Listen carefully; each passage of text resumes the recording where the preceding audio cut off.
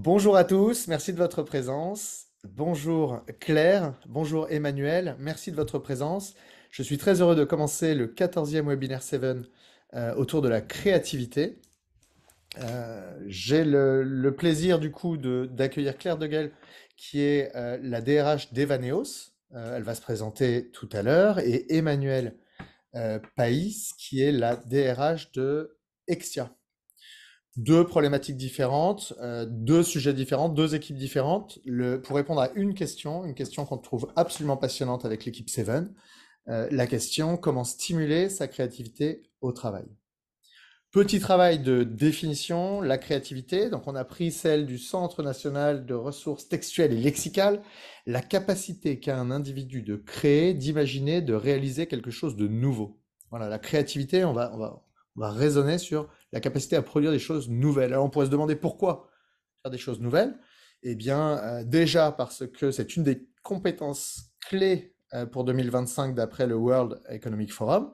Et ensuite, parce que nous avons constaté dans nos métiers à quel point il est important de pouvoir être créatif pour pouvoir faire face à la nouveauté actuellement.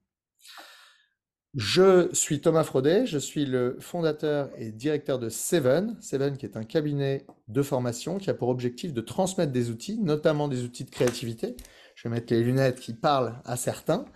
Transmettre des outils de créativité à tout un chacun, que ce soit des individus, des organisations, des entreprises, de façon à ce que les personnes progressent et puissent avoir de meilleures performances dans le plaisir. Je passe la parole à Claire pour se présenter, qui passera la parole à Emmanuel, et après nous lançons ce webinaire. Merci à tous à nouveau pour ceux qui viennent de nous rejoindre en cours de route.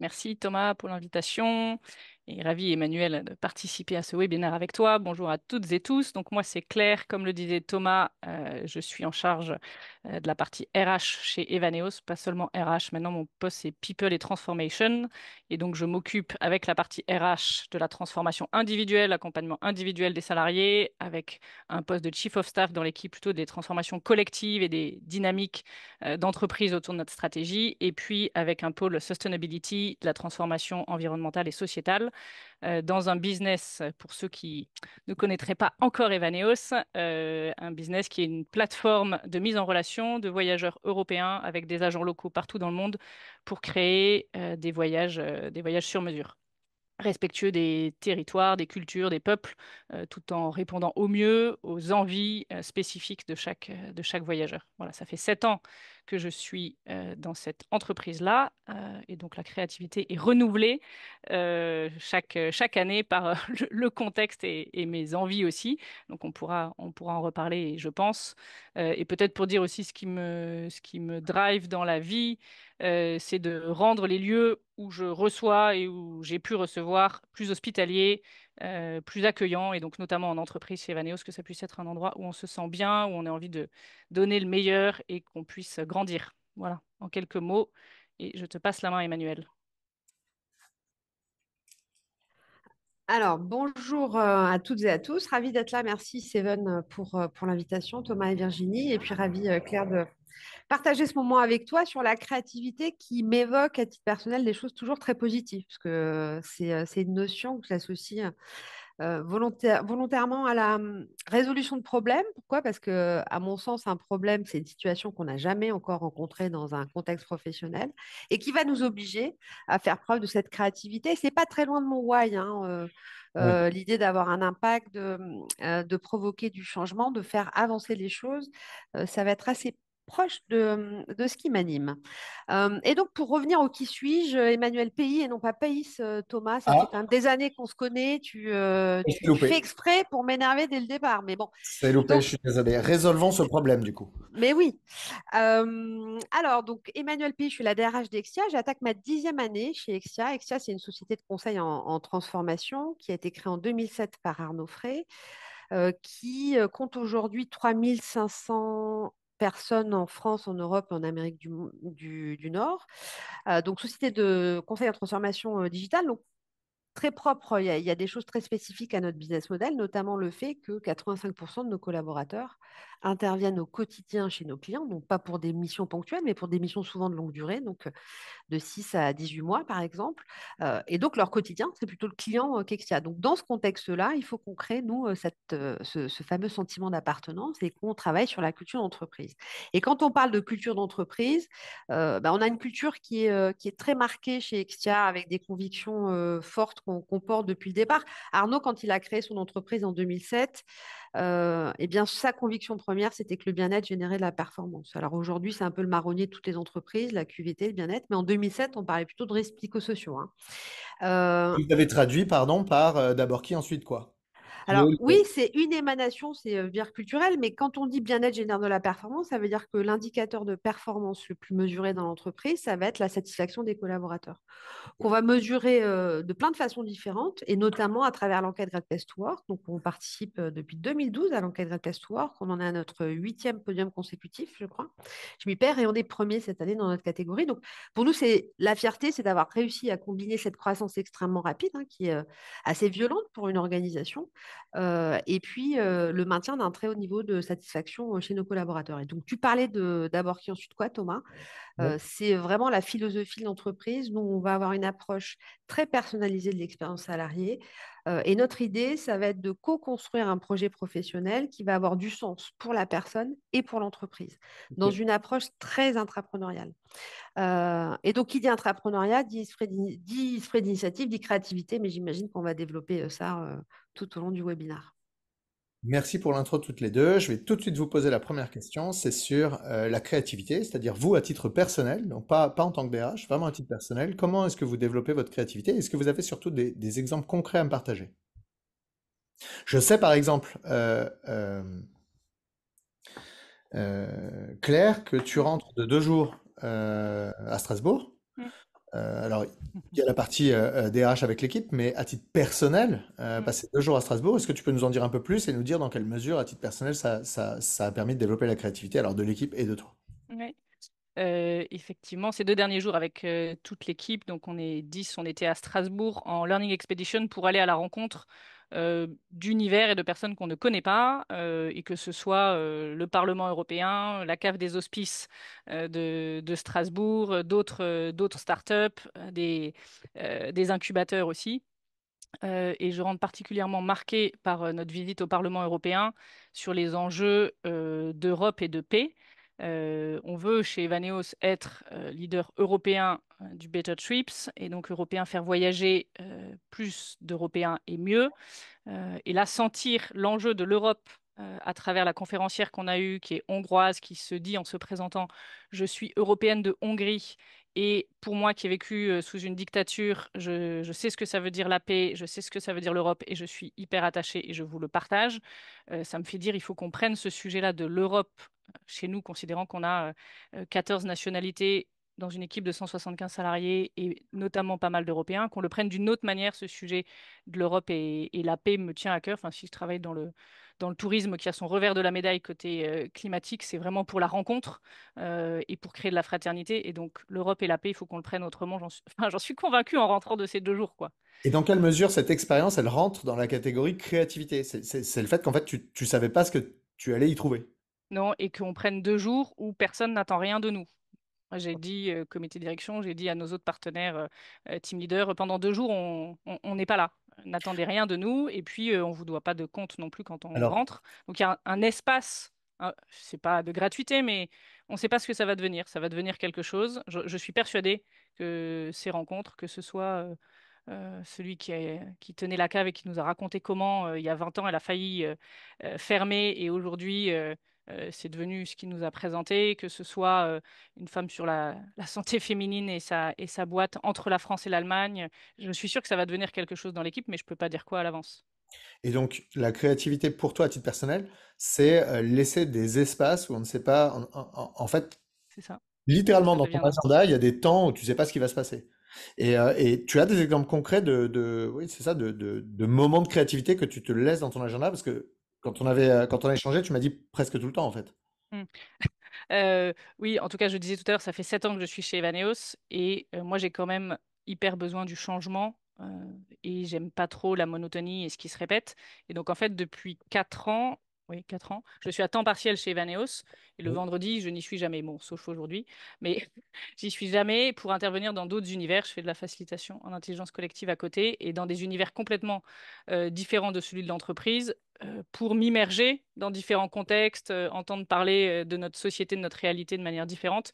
Et ça, je suis sûre que ça nourrit mon activité chez Evaneos parce que notamment j'interviens dans des monastères ou des environnements où on va beaucoup plus lentement, où le silence a une place et revenir avec ne serait-ce qu'une minute de silence en comité de direction au moment où on doit prendre une décision importante, ben euh, c'est comme ça que je considère euh, qu'on peut s'alimenter les uns les autres avec nos différents univers.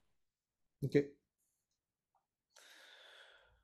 Et Emmanuel, est-ce que tu aurais des exemples, toi, de pratiques créatives ou d'exemples de moments où tu as développé ta créativité que tu peux nous partager?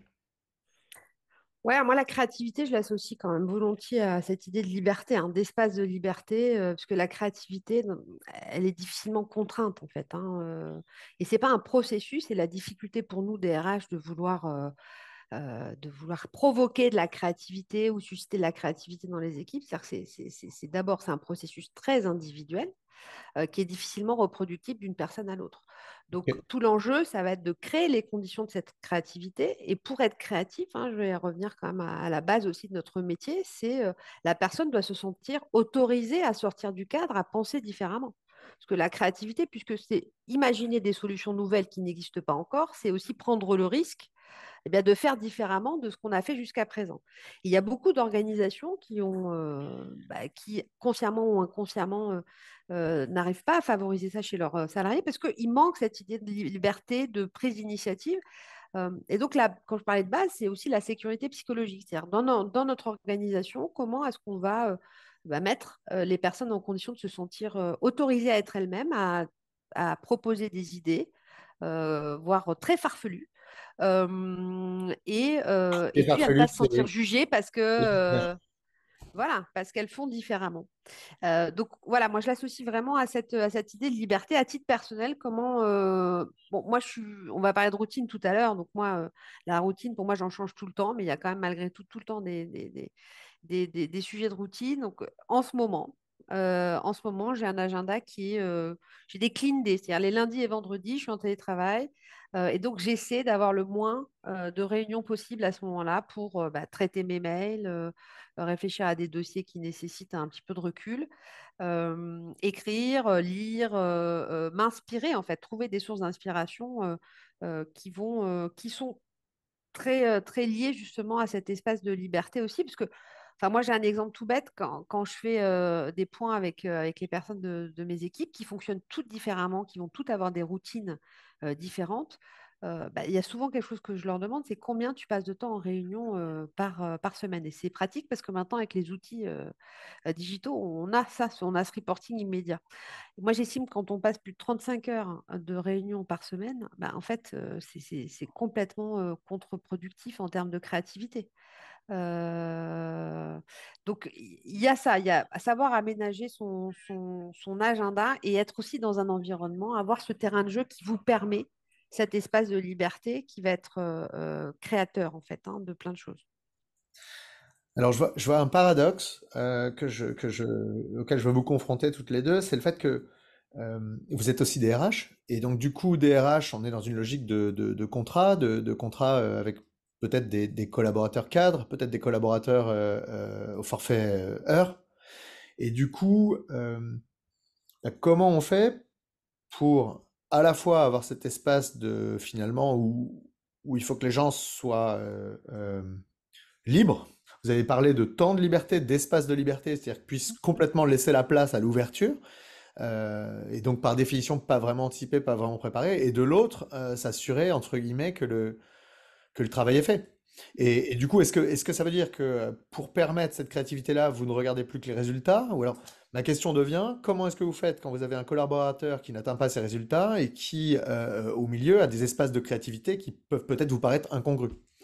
par rapport à des fiches de poste où il faut faire, je sais pas, par exemple des rendez-vous clients ou par exemple un nombre de productions X ou Y quand on est en marketing ou autre.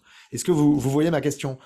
L'écart qu'il y a en fait entre créativité et liberté et puis résultats individuels et collectifs. Alors, la liberté, elle n'est pas antinomique avec un cadre d'entreprise. On Absolument. parle de culture d'entreprise, en fait. Être libre, c'est pas forcément être auto-entrepreneur. De toute façon, je pense que quelqu'un qui exerce en libéral ou qui est auto-entrepreneur aujourd'hui a sans doute plus de contraintes que s'il était salarié, ou d'autres contraintes que s'il était salarié dans une entreprise. Donc, Intéressant. moi, je parle vraiment de créer les conditions. Donc, déjà, quand on parle de cadre collectif, bien sûr, nous, on est là pour faire appliquer les règles du jeu et faire en sorte surtout qu'elles soient équitables et qu'elles soient appliquées de la même façon pour tout le monde. Donc, ça, c'est un cadre qui est sécurisant. Si on n'a pas ce cadre, c'est pas possible de faire communauté, hein. C'est difficilement possible de faire communauté. Donc ça, c'est notre boulot, mais dans ce cadre-là, il faut laisser la place pour les gens d'exprimer qui ils sont. Donc nous, quand tu parlais Thomas de d'abord qui, ensuite quoi, c'est vraiment notre philosophie. Donc ça veut dire quoi d'abord qui, ensuite quoi? Ça veut dire que d'abord, on va partir d'un postulat de confiance, on recrute les gens pour ce qu'ils vont nous amener. Et donc en termes de mode opératoire, dans les moyens, on va les laisser relativement libres. Alors, bien sûr, hein, on sait qu'il y a des recettes qui marchent, donc on va leur montrer ce qui a marché chez d'autres. Et puis, mais l'idée, c'est qu'ils soient dans cette démarche de job crafting, c'est-à-dire qu'ils s'approprient en fait les modes opératoires pour être eux-mêmes gagner en efficacité, mais avec ce qu'ils sont, hein. Je crois qu'on ne peut pas, nous, la fiche de poste, c'est un point de départ à la discussion, ce n'est pas une finalité.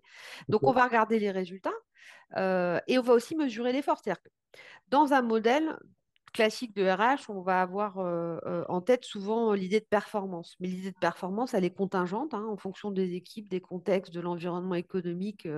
Elle s'apprécie difficilement de la même façon entre deux personnes, à moins que ces deux personnes soient placées exactement dans le même contexte, qui n'arrive quasiment jamais ou rarement. Donc nous, on va mesurer plusieurs choses. On va mesurer l'implication. Peut-être que effectivement tes résultats sont pas forcément à la hauteur de ce qu'on attend, mais par ailleurs, tu as apporté d'autres valeurs ajoutées différemment. Tu as contribué à faire grandir l'entreprise. Et puis, on va aussi, nous, regarder de manière très attentive l'apprenant, c'est-à-dire la façon dont chaque personne eh bien, fait évoluer son socle de compétences. Ok. Donc, nous, c'est trois choses qu'on va valoriser. Et dans notre culture d'entreprise, la liberté, elle n'a jamais été antinomique avec le salariat ou avec la créativité. Après, il y a un cœur de métier. Il faut qu'on comprenne ce qu'on attend de nous et qu'on sache comment y répondre et qu'on ait les moyens d'y répondre. Mais la façon, le moyen, pour moi, et on parle d'empowerment, ça doit être très individualisé quand même. Moi, je peux donner des exemples aussi sur le lien entre créativité, liberté et cadre, attente de résultats. Si je pars de notre culture on a redéfinie cette année, au fur et à mesure des évolutions de l'entreprise, on a trois piliers qui sont l'esprit d'aventure, les connexions authentiques et la volonté d'impact. Et donc, Ok. si on prend l'esprit d'aventure et la volonté d'impact, en fait, c'est dans notre culture et dans nos attentes qu'on explore, qu'on prenne des risques, qu'on sort de notre zone de confort, qu'on essaie. Et la volonté d'impact, c'est dans notre culture de suivre les résultats, d'avoir de la performance et de la performance durable. Et l'un ne va pas sans l'autre et on croit qu'on n'atteindra pas l'un sans l'autre. Voilà. Et tout ça est tenu par la qualité de relation qu'on crée entre nous, qu'on crée avec nos agents locaux et que les agents créent avec les voyageurs. Euh, donc en fait, on ne veut pas de l'un sans l'autre. Après ça, historiquement, on a toujours cherché à fixer le minimum de règles possible. Il y a besoin de règles. Sinon, tu le disais, Emmanuel, il n'y a pas de communauté possible. Donc, on est un collectif. C'est pas très grand, 175, mais mine de rien, ça nécessite des règles par rapport à quand il y avait 50 Évanéotiens. Mais le minimum possible. Et on a quelques-uns dans l'organisation qui sont très sensibles au trop de règles et qui viennent nous rappeler dans nos outils de suivi de satisfaction ou dans des échanges feedback réguliers quand est-ce qu'il y a trop de règles. Et un bon exemple pour moi de règles et libertés, c'est notre rapport au temps de travail. Pendant la crise Covid, vous pouvez imaginer que dans le secteur du tourisme, on était à l'arrêt. Donc, on a été en chômage partiel pendant 2 ans. Oui. Et au premier, je sais plus maintenant, 1er janvier 2023, on est sorti du chômage partiel. Depuis mars 2010, depuis mars 2020 jusqu'au 1er janvier 2023, on avait été en chômage partiel. Donc, 3 difficile de ans. revenir à temps plein sans impact sur le salaire ou quoi que ce soit. Et finalement, on est dans un régime maintenant de semaine compressée sur 4 jours et demi. Et le vendredi, on appelle ça le Flexi Friday. Et c'est à la liberté du salarié de travailler sa semaine sur 4 jours avec le vendredi off, sur 5 jours avec la même durée de jours que précédemment, ou D'accord. sur 4 jours et demi. On recommande plutôt 4 jours et demi en moyenne, mais le demi peut être le matin, peut être l'après-midi, comme on veut. Et en fait, c'est venu de notre expérience et quand même un peu de la contrainte du chômage partiel qu'on n'avait pas choisi, qui était subi, comme une solution qui nous semblait la bonne aujourd'hui pour Evaneos, pour un peu de liberté et de soupape, d'espace libre pour les salariés qui avaient appris à être plus productifs, avec le télétravail à faire plus d'heures par jour aussi. Euh, Tout en maintenant un cadre en disant c'est que le vendredi, parce que si chacun choisit son jour de flexibilité, il n'y a plus de collectif, on n'y arrivera plus. Donc notre cadre, c'est le vendredi, c'est au max 2 jours compressés complets par mois, mais Et faites après comme cet vous voulez avec échange, votre team leader. quand tu as cet échange avec les collaborateurs en leur disant tu peux faire 4 jours, 4 jours et demi ou 5 jours, est-ce que le mot créativité apparaît? C'est-à-dire, est-ce qu'il y a une logique de dire ça peut te permettre d'avoir du temps pour développer ta créativité, faire d'autres choses, te nourrir, ou bien est-ce que c'est Oui, simplement contractuel? je dirais que le mot liberté apparaît plus que le mot créativité en tant que tel, mais se nourrir, faire autre chose, oui. Après, je suis pas sûre qu'on l'associe directement à créativité dans ce qu'on en dit. Moi, Si nous on dit que la je le liberté permet la crois, créativité, ouais, ok. oui, je le crois fortement, mais je suis pas sûre que notre discours, que les salariés le perçoivent comme ça. Ok, compris. Sur la partie routine, donc le mot était abordé. Tu as parlé j'ai été surpris, moi, quand tu as parlé de 35 heures de réunion. Ça me paraît complètement énorme disons, comme ancrage. Après, c'est peut-être, enfin, je me rends peut-être pas bien compte. Mais du coup, vous, là, la question, c'est vraiment en tant que DRH. En tant que DRH, est-ce qu'il y a des routines que vous avez recommandées ou est-ce que vous avez mis en place des routines dans votre organisation? L'avantage de la routine étant le fait, alors la définition, je l'aime bien, habitude mécanique irréfléchie. Je trouve ça super. Qui résulte d'une succession d'actions répétées sans cesse. Et c'est ça que je trouve intéressant dans la routine, c'est le fait de ne plus se poser de questions et du coup faire des choses sans avoir à y repenser. Est-ce que vous êtes du coup des adeptes de la routine, non plus à titre personnel, mais dans votre organisation? Je crois que c'est comme le cadre, pardon, Emmanuel. Vas-y, vas-y, Claire. Pour un collectif, il en faut un peu, il en faut pas trop, sinon on fait que ça, d'être dans nos temps de routine les uns avec les autres. Mais nous, une qui est très ancrée, c'est un meeting avec toute la boîte tous les 15 jours. D'accord? Voilà, d'à peu près 3 quarts d'heure. Donc, et ça existe depuis 12 ans sur les 15 ans de vie d'Evaneos, à peu près. Après ça, il a évolué, donc c'est une routine évolutive ou qui vit avec le contexte. Pendant la crise Covid dont je parlais, on l'avait ramené toutes les semaines parce qu'il se passait trop de choses en une semaine pour qu'on n'informe pas les salariés chaque semaine. Et puis, sortie de crise Covid, c'était devenu trop de travail de préparation pour pas assez de nouvelles à se partager. On est revenu à tous les 15 jours. C'était le matin, on l'avait mis l'après-midi parce que les parents faisaient l'école à la maison le matin pendant le Covid. On l'a remis le matin parce que c'est mieux pour lancer la journée que sur la sieste. Euh, mais cette routine de se retrouver, d'accueillir les nouveaux, de se dire quelles sont les nouvelles d'équipe, les nouvelles business et de présenter un projet et de répondre aux questions anonymes des salariés, ça, cette routine, on l'a depuis 12 ans. Ok. Et c'est un rendez-vous clé pour les salariés. Alors nous, on a des grands rituels qui vont rythmer, culturels, hein, qui vont rythmer la vie de l'entreprise. Mais en fait, il n'y a pas de routine commune à chaque équipe, tout simplement parce qu'à 3500, ce serait illusoire de se dire que chaque équipe qui a des problématiques différentes, qui a des fonctionnements différents et avec des personnalités différentes vont fonctionner de la même façon. Donc nous, là-dessus, il y a autant de rituels et de routines, je pense, que d'équipes. Avec peut-être des choses qui se ressemblent en fonction de l'activité. Quand sur la partie euh, business et commercial, forcément, il y a des points de contact réguliers pour les résultats, etc. Mais au niveau groupe, on a des choses très light. Maintenant, on a un séminaire de rentrée qui va arriver là, le 12 septembre. où on donne des nouvelles, parce il y a beaucoup de sociétés, etc. Donc, on a des rituels qui permettent que les gens se rencontrent, parce que forcément, un des axes très forts de notre culture d'entreprise, ça va être la convivialité. Mais il n'y a pas de routine obligatoire dans l'entreprise, en fait, hein. On a Après, chez... pardon.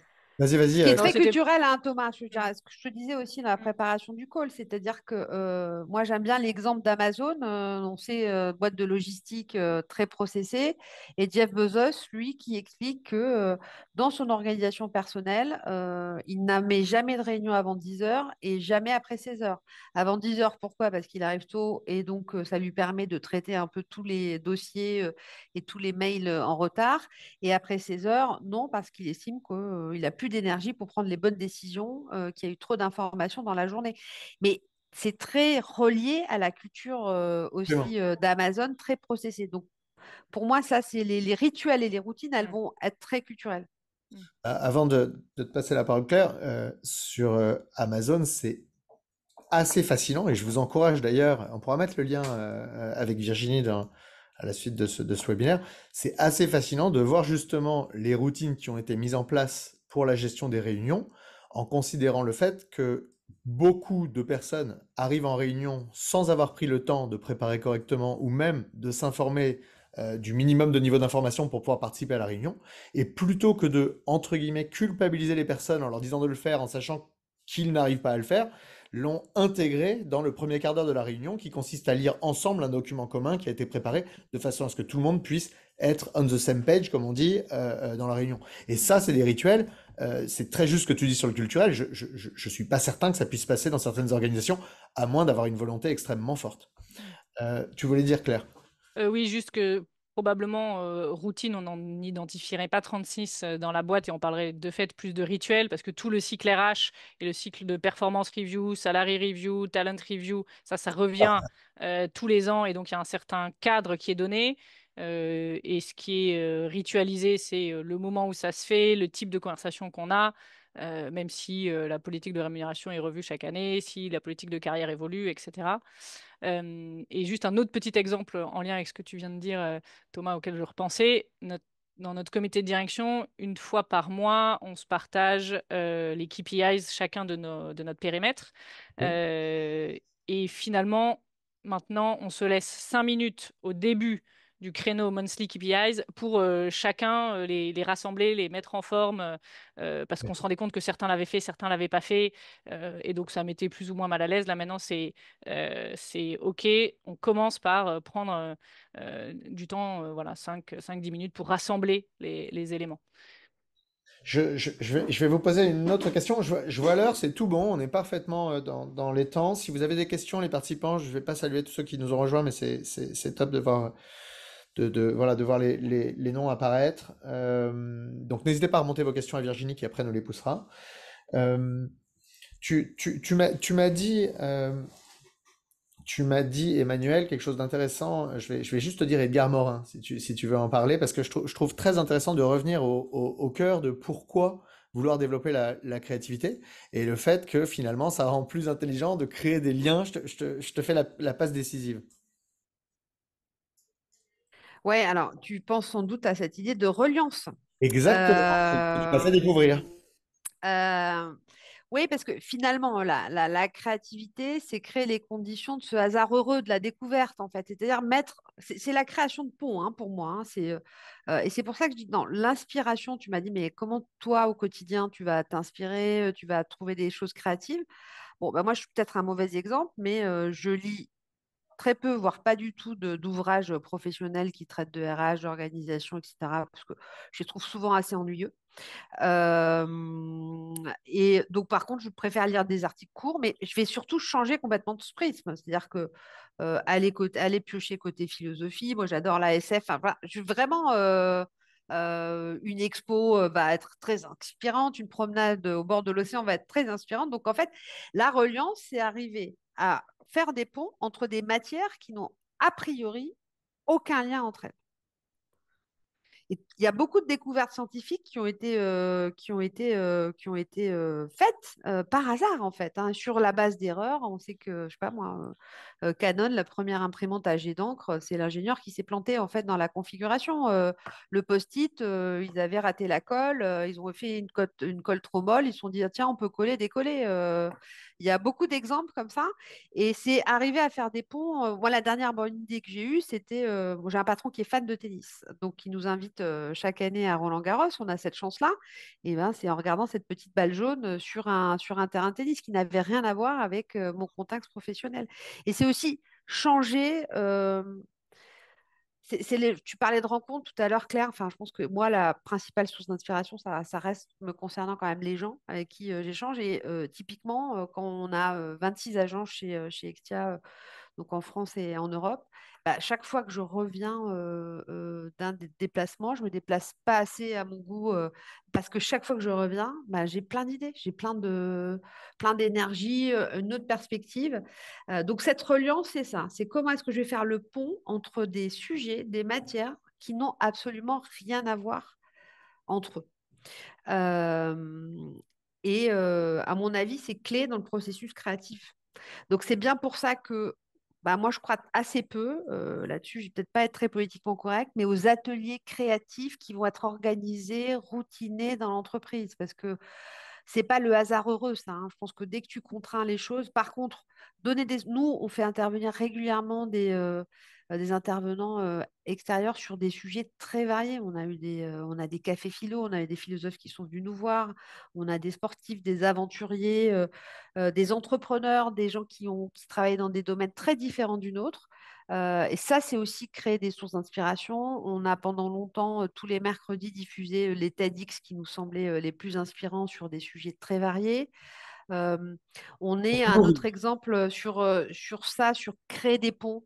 On est dans une logique d'open learning, hein, chez Exia. C'est-à-dire que depuis la création d'Exia, on a des sessions de formation qui sont ouvertes à tous dans la seule limite des places disponibles.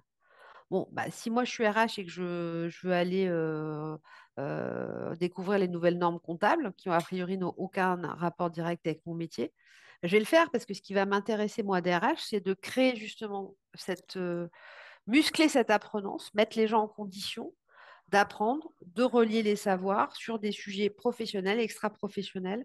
Les moments de convivialité, on en parlait aussi, c'est un socle de notre culture d'entreprise. Ça peut, ça peut paraître trivial quand on dit, bah, nous, on organise 250 événements par an.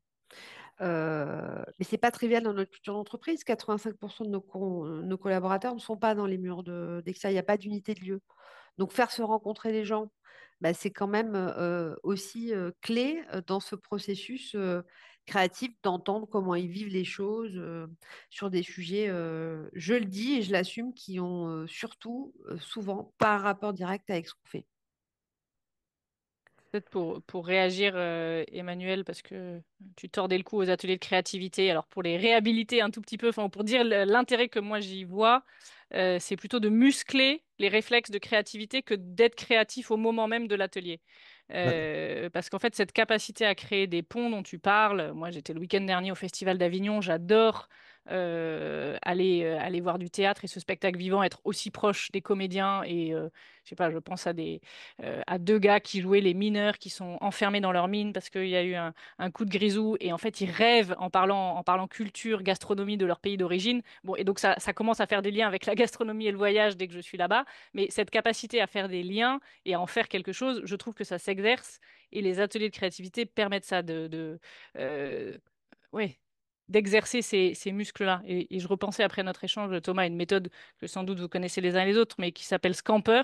C'est beaucoup de lettres pour beaucoup de mots derrière, mais apprendre à substituer, à combiner, à adapter, à À modifier. casser, ouais, Ouais, c'est exactement. ça. À renverser, à éliminer. Qu'est-ce qu'on peut on a un problème sur ce sujet-là. Qu'est-ce qu'on enlèverait?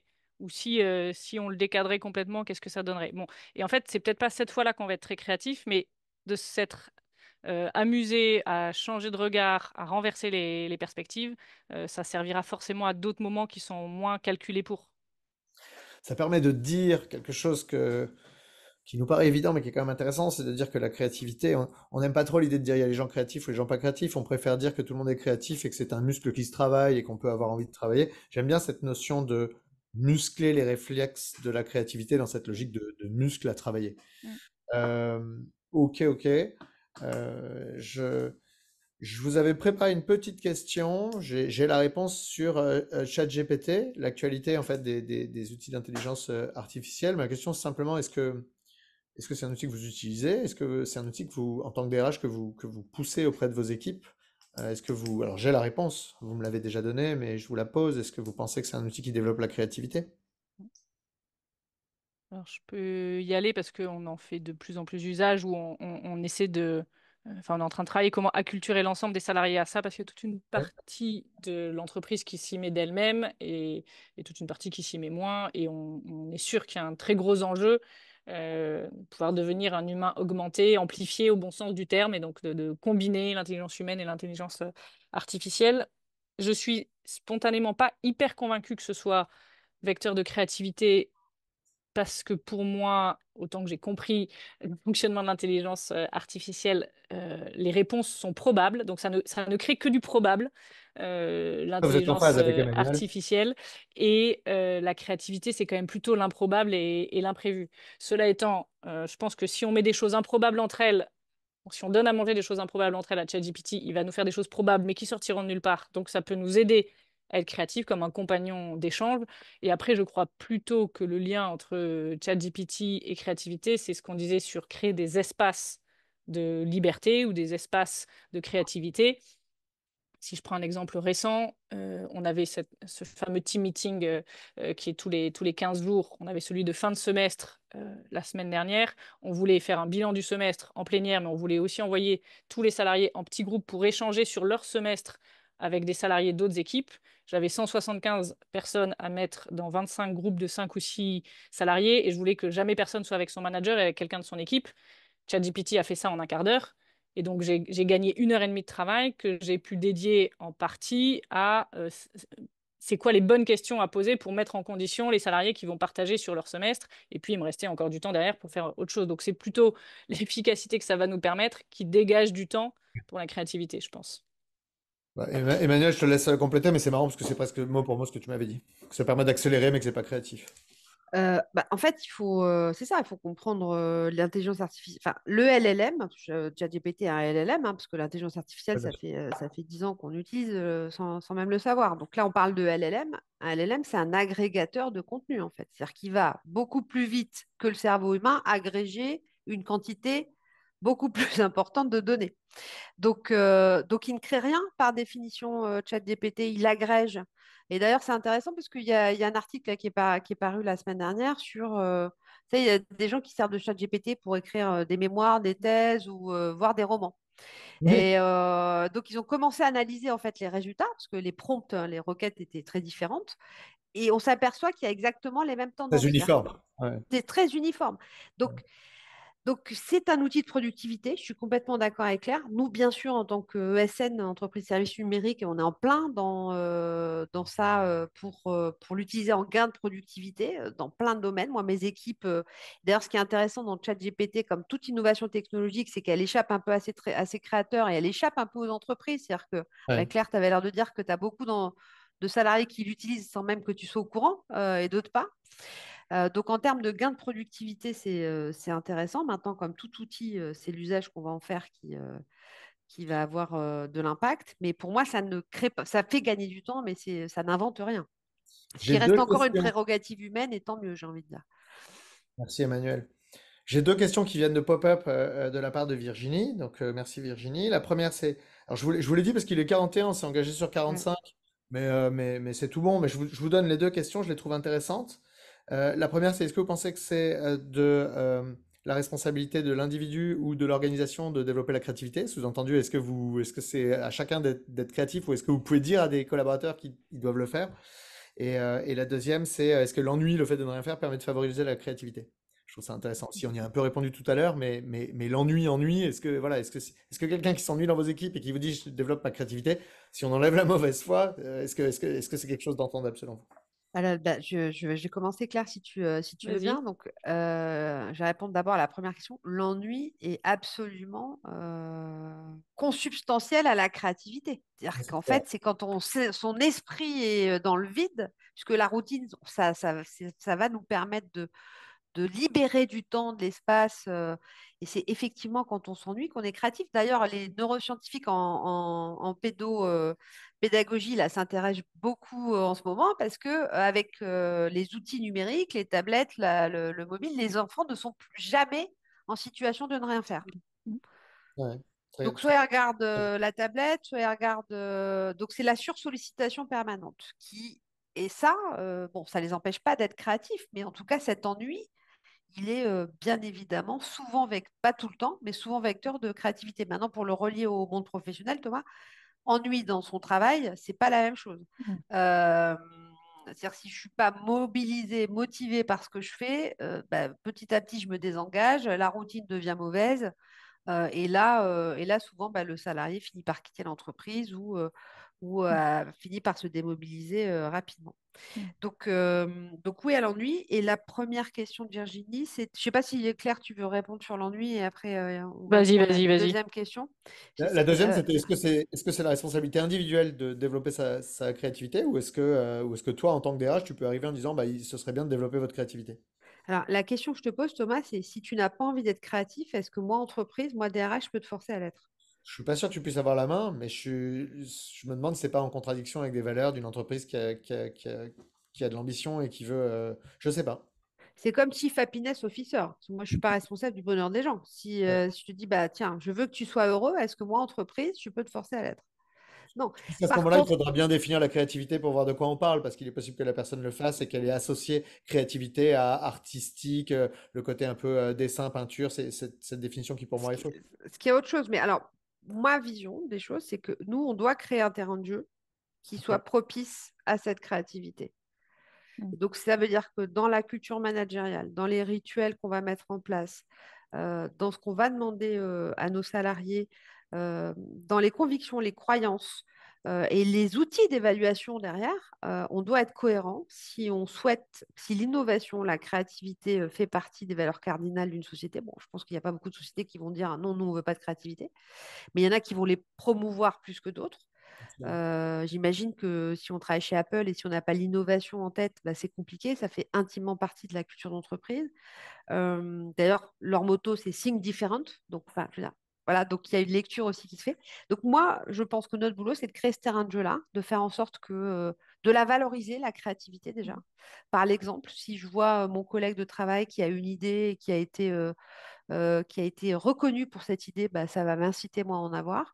Et puis à aider les gens. Nous, on travaille beaucoup sur les soft skills, par exemple. Ça va être l'axe premier de notre politique d'apprentissage, qui peut paraître encore paradoxal dans une entreprise d'IT, mais les soft skills, on y croit et on incite beaucoup les gens à se former en continu. Bah, ça fait partie là aussi du jeu. Donc c'est partagé pour moi, là, pour répondre à cette question. Mm. Je peux Claire. reprendre sur celle-là. Je crois que si je le dis en termes d'objectifs, je ne peux pas tellement objectiver sur la quantité d'idées ou forcer un salarié à avoir telle quantité d'idées. En revanche, je peux le forcer ou mettre des objectifs de moyens, de comment tu t'es ouvert, comment tu t'es connecté à autre chose, comment tu as pris du temps pour ça. Ça, c'est mon rôle dans le cadre de créer les conditions pour. Ça, je peux le faire. Mais après, ça va dépendre de l'état d'esprit de la personne à ce moment-là, de ce qui viendra, et peut-être que ça viendra pas au- autant voulu non plus. Voilà, donc je le dirais plutôt en termes de moyens que de résultats sur la responsabilité de l'entreprise là-dessus, et donc plutôt euh, laisser une part de responsabilité aussi à l'individu. Et sur l'ennui, j'aurais pu dire à peu près la même chose que toi, je pense, Emmanuel, mais globalement, enfin, si je dois repartir du monde de l'entreprise, je crois que j'y crois pas des masses dans l'entreprise. Je ne crois pas que ça crée beaucoup de bien l'ennui dans l'entreprise.